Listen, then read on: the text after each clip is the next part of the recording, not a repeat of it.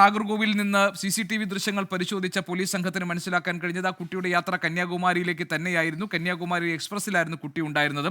പുലർച്ചെ 3 മണിയും 3 മിനിറ്റും കഴിഞ്ഞപ്പോൾ ആ കുട്ടി നാഗർകോവിൽ ജംഗ്ഷനിൽ, കന്യാകുമാരി എക്സ്പ്രസ് നാഗർകോവിൽ ജംഗ്ഷനിൽ എത്തിയപ്പോൾ അവിടെ ഇറങ്ങുകയും വെള്ളം കുടിക്കുകയും കുപ്പിയിൽ വെള്ളം കരുതുകയും അതിനുശേഷം അതേ കമ്പാർട്ട്മെന്റിലേക്ക് തിരികെ കയറി എന്നുമാണ് പോലീസിന് ഇപ്പോൾ മനസ്സിലാക്കാൻ കഴിഞ്ഞിട്ടുള്ളത്. ഇത് ഈ തെരച്ചിലിന് ഏറെ സഹായകരമാകുന്ന ഒരു പ്രധാനപ്പെട്ട വിവരം എന്ന നിലയ്ക്ക് പോലീസ് അത് സ്വീകരിച്ചിട്ടുണ്ട്. പക്ഷേ അതേസമയം നേരത്തെ അജീഷ് ജയകുമാർ കന്യാകുമാരിയിൽ നിന്ന് റിപ്പോർട്ട് ചെയ്യുന്നത് പോലെ തന്നെ CCTV അങ്ങോളം ഇങ്ങോളം CCTV സ്ഥാപിച്ചിട്ടുള്ള ഒരു പ്ലാറ്റ്ഫോമാണ് കന്യാകുമാരിയിലേത്. സ്വാഭാവികമായും ആ പെൺകുട്ടി അവിടെ ഇറങ്ങിയിട്ടുണ്ടെങ്കിൽ CCTVകളിൽ ഏതെങ്കിലും ഒന്ന് ആ കുട്ടിയുടെ ദൃശ്യങ്ങൾ പതിയേണ്ടതാണ്. പക്ഷേ ആ നിലയ്ക്ക് ഒരു തെളിവും പോലീസിന് കിട്ടിയിട്ടില്ല. ആകെ ഉണ്ടായിരുന്നത് ഒരു മൊഴി മാത്രമാണ്. അത് കന്യാകുമാരി റെയിൽവേ സ്റ്റേഷന് പുറത്ത് വെച്ച് ആ കുട്ടിയെ കണ്ടു എന്ന് പറയുന്ന ഒരു ഓട്ടോറിക്ഷ ഡ്രൈവറുടെ മൊഴിയാണ്. ആ മൊഴി വിശ്വാസയോഗ്യമല്ല എന്ന ഒരു നിലപാടാണ് ഇപ്പോൾ പോലീസിനുള്ളത്. കാരണം മറ്റാരും തന്നെ ആ പെൺകുട്ടിയെ കണ്ടിട്ടില്ല. പോലീസ് ഈ ചിത്രങ്ങൾ ഓരോരുത്തരെയായി കാണിച്ച് പരിശോധനകൾ നടത്തി, അന്വേഷണങ്ങൾ തുടർന്നു, തിരച്ചിൽ നടത്തി. പക്ഷേ ആരും തന്നെ ഈ കുട്ടിയെ കണ്ടിട്ടില്ല. അപ്പോൾ ഒരേ ഒരു മൊഴി അതൊരു ഓട്ടോറിക്ഷ തൊഴിലാളിയുടേതാണ്. അത് വിശ്വാസയോഗ്യമല്ല എന്ന ഒരു നിഗമനം ഇപ്പോൾ പോലീസിനുണ്ട്. അങ്ങനെയാണെങ്കിൽ തസ്മിത് തംസ് എവിടെ പോയി? ഏത് ദിശയിലായിരിക്കും തസ്മിത്ത് സഞ്ചരിച്ചിട്ടുണ്ടാവുക?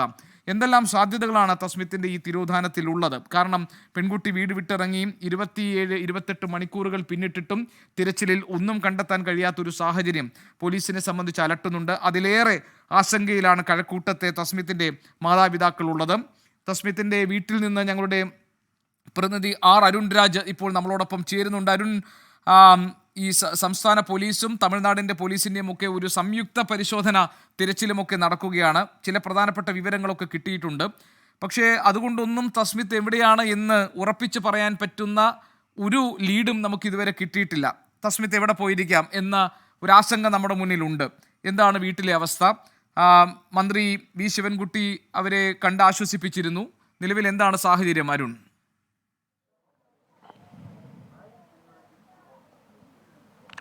ഗോപീഷ്, എന്തായാലും വീട്ടിലുള്ളവർ ആശങ്കയിൽ തന്നെയാണ്. നേരത്തെ പറഞ്ഞതുപോലെ തന്നെ അവർക്ക് ഇത്രയധികം മണിക്കൂറായി തങ്ങളുടെ മക്കൾ എവിടെ പോയി, മകൾ എവിടെ പോയി എന്ന ഒരു സംശയം അവർ മുന്നോട്ട് തന്നെ വെക്കുന്നുണ്ട്. കാരണം വീട്ടിൽ നിന്ന് പലപ്പോഴും പിണങ്ങിയിരിക്കാറുണ്ടെങ്കിലും ഇത്തരത്തിൽ ഒരു യാത്ര അല്ലെങ്കിൽ ഇത്തരത്തിലൊരു വീട്ടിൽ നിന്നുള്ള ഇറങ്ങിപ്പോക്ക് അതാദ്യമായാണ് തൻ്റെ മകൾക്ക് ഉണ്ടായിട്ടുള്ളത് എന്നുള്ളതാണ് മാതാപിതാക്കൾ വ്യക്തമാക്കുന്നത്.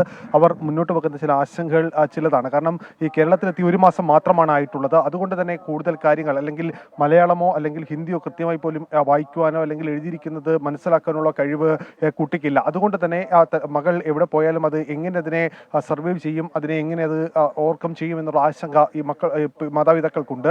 നേരത്തെ അവർ സൂചിപ്പിച്ചതുപോലെ തന്നെ ഈ സഹോദരൻ്റെ അടുത്തേക്ക് പോയെന്ന സംശയം പോലീസ് വെച്ചെങ്കിലും മാതാപിതാക്കൾ അത് പൂർണ്ണമായും തള്ളുകയാണ്. കാരണം അവർ പറയുന്നത് സഹോദരനുമായി അത്ര നല്ല അടുപ്പത്തിലല്ല തസ്മിത് ഉള്ളത്. അതുകൊണ്ട് അവിടേക്ക് പോകാനുള്ള സാധ്യതയില്ല. ഇവിടെ സഹോദരങ്ങളുമായി ഉണ്ടായ പ്രശ്നത്തിന് മാതാവ് വഴക്ക് പറഞ്ഞതിനെ തുടർന്നാണ് ഈ മകൾ പോയത് എന്നുള്ളതാണ് നിലവിൽ പോലീസ് തന്നെ മനസ്സിലാക്കുന്നത്. അത് എവിടേക്ക് എന്നുള്ള സംശയം ഇപ്പോൾ തന്നെ ഉറപ്പിക്കുന്നുണ്ട്. പക്ഷേ കേരള പോലീസിനകത്ത് ഉറപ്പിക്കുന്ന ചില വസ്തുതകളുണ്ട്.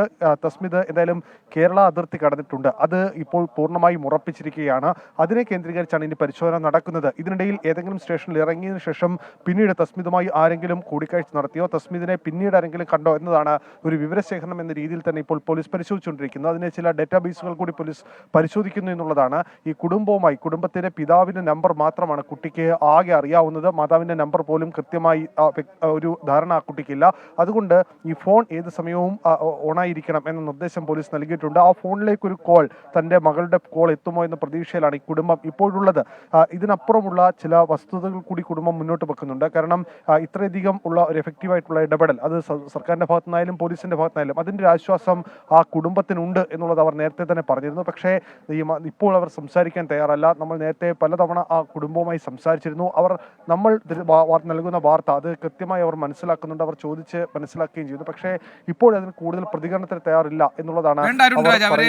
ആ കാര്യങ്ങൾക്കൊന്നും നിർബന്ധിക്കേണ്ടതില്ല. കാരണം അവരുടെ ഒരു മാനസികാവസ്ഥ നമുക്ക് മനസ്സിലാക്കാവുന്നതാണ്. പക്ഷേ നമ്മൾ വളരെ പ്രതീക്ഷയോട് കാത്തിരിക്കുന്നത് ഈ തിരച്ചിലിൽ തസ്മിത്തിനെ കുറിച്ചുള്ള എന്തെങ്കിലും വിവരം കിട്ടുമെന്നുള്ളതാണ്. തസ്മിത്തിന്റെ ഒരു സഹോദരൻ ബംഗളൂരുവിലുണ്ടല്ലോ അരുൺ. ആ സഹോദരൻ ഈ വീട്ടുകാരുമായി ഫോണിൽ സംസാരിച്ചിരുന്നു. അവർ ഈ സഹോദരനെ, അതായത് അവരുടെ മകനെ ബന്ധപ്പെട്ടിരുന്നു.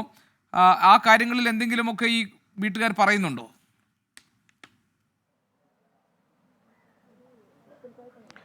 ഗോപികൃഷ്ണത്തിന് രണ്ട് വസ്തുതകളാണ്. ഒന്ന്, ഈ സഹോദരനുമായി അത്ര റെഗുലർ കോൺടാക്റ്റ് ഉള്ള ഒരു ഫാമിലി അല്ല ഇത് എന്നുള്ളതാണ്. ഈ സഹോദരൻ ചെന്നൈയിലായിരുന്നു എന്നുള്ളതായിരുന്നു ഇവർക്ക് ആദ്യഘട്ടത്തിൽ അറിയാമായിരുന്നത്. പക്ഷേ പോലീസ് പരിശോധനയിൽ, പോലീസ് അന്വേഷണത്തിൽ അങ്ങനെയല്ല, അത് ബാംഗ്ലൂർ തന്നെയാണ് സഹോദരൻ ഉള്ളത് എന്ന് പോലീസ് മനസ്സിലാക്കി. ഈ സഹോദരനുമായി പോലീസ് 2 തവണയിലധികം ഈ കാര്യങ്ങൾ സംസാരിച്ചിരുന്നു. പക്ഷേ സഹോദരന് ഇത്തരത്തിലുള്ള വിവരമോ ഇത്തരമായി കാര്യങ്ങളുമായി ബന്ധപ്പെട്ട യാതൊരു സൂചനകളോ ലഭിച്ചിരുന്നില്ല എന്നുള്ളതാണ്. അത് മാതാവ് തന്നെ ഈ മൊഴിയായി തന്നെ പോലീസിന് മുമ്പിലേക്ക് നൽകിയിട്ടുണ്ട്. മാതാവ് പറഞ്ഞ വിവരങ്ങളിൽ ഈ സഹോദരടുത്തേക്ക് പോകാനുള്ള സാധ്യതയില്ല എന്നുള്ളതാണ്. അത്ര ഒരു നല്ലൊരു റിലേഷൻഷിപ്പ് അല്ലെങ്കിൽ അത്ര ഓപ്പൺ റിലേഷൻഷിപ്പ് അല്ല സഹോദരനുമായി ഉള്ളത്. അതുകൊണ്ട് അവിടേക്ക് പോകാനുള്ള എല്ലാ സാധ്യതകളും ഇല്ല എന്നുള്ളത് ഉറപ്പിക്കുകയാണ് പോലീസ്. അതിന് മറ്റൊന്ന് വശം, അത് മകൾ ഒരു വാശിക്ക് അല്ലെങ്കിൽ ഒരു പിണക്കത്തിന് ഇറങ്ങിപ്പോയതാണ്.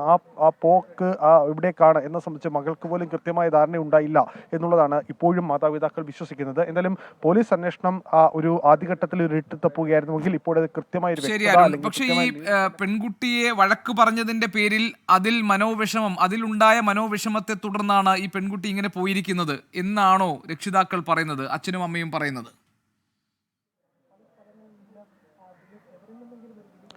തീർച്ചയായും ഈ സഹോദരങ്ങളുമായി ഈ കുട്ടി ഒരു പിണക്കമുണ്ടായിരുന്നു. ആ പിണക്കം തുടരുന്നതിനിടയിലാണ് മാതാവ് ഇന്ന് വഴക്ക് പറഞ്ഞു. ഈ വഴക്ക് പറയുന്നതിൽ മനോവിഷമത്തിലാണ് തൻ്റെ മകൾ ഇവിടെ നിന്ന് ഇറങ്ങിപ്പോയത് എന്നുള്ളതാണ്. പക്ഷേ അപ്പോഴും ഇവർ വിശ്വസിക്കുന്നത് അല്ലെങ്കിൽ ഇവർ കരുതിയിരുന്നത് ഈ വീടിന് ചുറ്റുപറ്റത്ത് അതിനപ്പുറമുള്ളൊരു ലൊക്കാലിറ്റിയിലേക്ക് അങ്ങനെ പോയ ഒരു ശീലം ഈ തസ്മീനില്ല, അതുകൊണ്ട് ഇവിടെ തന്നെ ഉണ്ടാകും എന്നുള്ളതായിരുന്നു അവർ വിശ്വസിച്ചത്. പക്ഷേ ഈ മണിക്കൂറുകൾ കഴിഞ്ഞിട്ടും ആ മകളെ കാണാനില്ല എന്ന് ബോധ്യമായതോടെയാണ് പിന്നീട് ഈ പരാതിയുമായി അവർ പോയത്. പക്ഷേ അപ്പോഴേക്കും ഇവിടെ നിന്ന് കുട്ടി ഈ പരിസരം വിട്ടിരുന്നു എന്നുള്ളത് പോലീസ് ഉറപ്പിക്കുന്നുണ്ട്. ഈ സമയക്രമങ്ങളും അതുപോലെ തന്നെ സാക്ഷിമൊഴികളും അതുപോലെ തന്നെ ഈ കണ്ടവരുടെ അടക്കമുള്ള വിവരങ്ങൾ, CCTV ദൃശ്യങ്ങളെല്ലാം സാധൂകരിക്കുന്നത് അത്തരത്തിലാണ്. അതുകൊണ്ട് തന്നെ തുടക്കത്തിൽ ഒരു ചെറിയ അമാന്തത അല്ലെങ്കിൽ ആ ഒരു പോലീസിന് മുമ്പിലേക്ക് പരാതി എത്തുന്നതിൽ ഒരു ചെറിയ കാലതാമസം നേരിട്ടു എന്ന് പോലീസ് ഉറപ്പിക്കുന്നുണ്ട്. നമ്മൾ ഈ കാണുന്നത് പോലെ തന്നെ ഈ വീട് ഒരു മൂക അന്തരീക്ഷത്തിലാണ്. കാരണം ഒരിക്കൽ പോലും അവർ ചിന്തിച്ചിരുന്നില്ല തൻ്റെ മകൾ ഇത്തരത്തിലൊരു കാര്യത്തിന് പുറത്തേക്ക് ഇങ്ങനെ പോകുമെന്നുള്ളത്. കാരണം അത്ര സുപരിചിതമല്ല ഈ ചുറ്റുപാടോ ഈ പരിസരമോ ഒന്നും തന്നെ ഈ കുട്ടിക്ക്. കാരണം അവർ ഇവിടേക്ക് വന്നിട്ട് 1 മാസം ആവുന്നതേ ഉള്ളൂ. പിതാവിന് 1 വർഷമായി ഇവിടെ ജോലിയുണ്ട്. പക്ഷേ ഈ കുടുംബം ആസാമിൽ നിന്ന് വന്നിട്ട് 1 മാസം ആവുന്നതേ ഉള്ളൂ. അപ്പോഴും കുടുംബം പറയുന്ന 2 കാര്യങ്ങൾ ഇങ്ങനെയാണ്. ഈ 2 തവണ മാത്രമാണ് ഇപ്പോൾ ഈ കുട്ടി ട്രെയിനിൽ സഞ്ചരിച്ചതും ഒന്ന് ആസാമിൽ നിന്ന് കേരളത്തിലേക്ക് വന്നതും. അങ്ങനെ 2 തവണ മാത്രമാണ് ഇവിടേക്ക് വരാനുണ്ടായ സാഹചര്യം മാത്രം ഈ കുടുംബത്തിനുണ്ടായിരുന്നത്. അല്ലെങ്കിൽ ഈ പെൺകുട്ടിക്ക് ട്രെയിനിൽ കയറിയുള്ള പരിചയം പോലും ഉള്ളത്. അത്തരത്തിൽ പോലും പരിചയമില്ലാത്തൊരു കുട്ടി ഇങ്ങനെ ഒരു യാത്ര ചെയ്യും, ഇങ്ങനെ ഒരു യാത്രയിലേക്ക് പോകും എന്നൊരിക്കലും കുടുംബം വിശ്വസിച്ചിരുന്നില്ല എന്നുള്ളതാണ് യാഥാർത്ഥ്യം.